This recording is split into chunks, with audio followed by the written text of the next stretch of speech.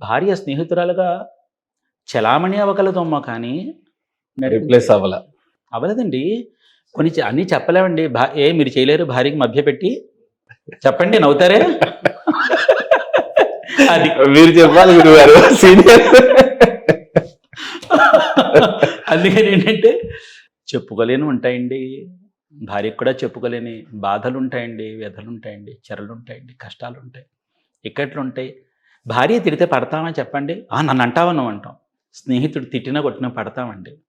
అందుకని స్నేహితుడు ఉండాలండి. ఎస్. ఇప్పుడు మరి నేను అన్నది కరెక్టేనా? అంతే. భార్య స్నేహితురాలు కాదు కదా. అన్నీ చేయలేమండి. భార్య ఇద్ది కానీ స్నేహితురాలు కరెక్ట్. స్నేహితురాలు అని చెప్పి నేను నీ స్నేహితుడు కదా ఇలా ఆదవడా ఇదవడా వయసు ఊరుకుంటాను.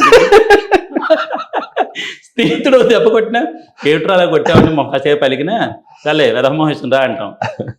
వాస్తవం.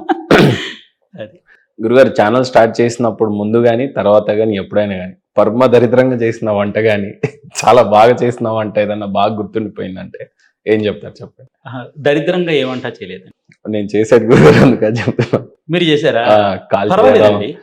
సాధకుడు చేసేటప్పుడు వంట ప్రయత్నం చేసేటప్పుడు చెడిపోవాలండి. చెడిపోతే తర్వాత ఎలా చెడిపోకుండా చేయగలదో తెలుస్తుంది. ఎస్.